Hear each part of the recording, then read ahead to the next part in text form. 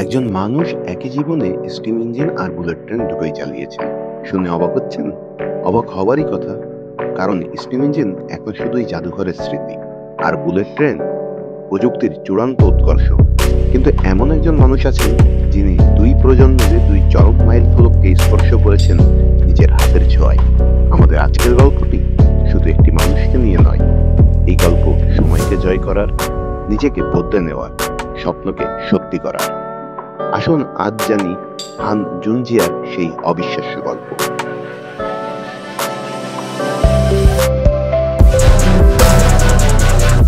1970 সালে তিনি সান্দাং প্রদেশের এক মধ্যবিত্ত সাধারণ পরিবারে জন্মগ্রহণ করেন।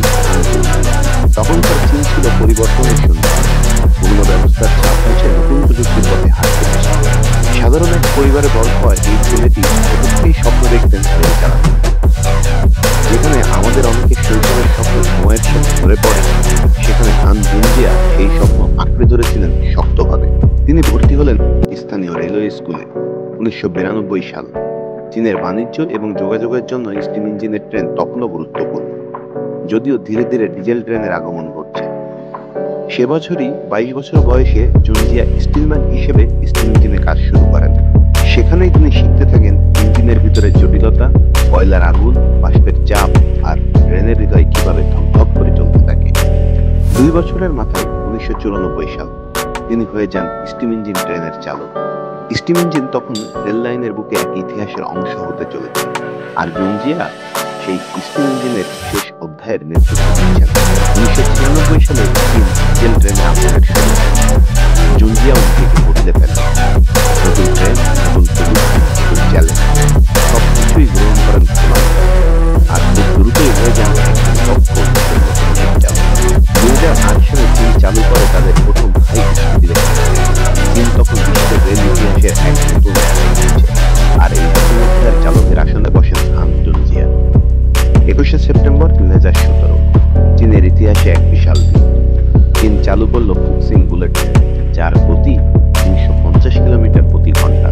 এটি বিশ্বের অন্যতম দ্রুতগতির যাত্রীবাহী ট্রেন। আর যিনি এই ঐতিহাসিক ট্রেনটি প্রথম চালান, তিনি আর কেউ নন, হান জুনজিয়া।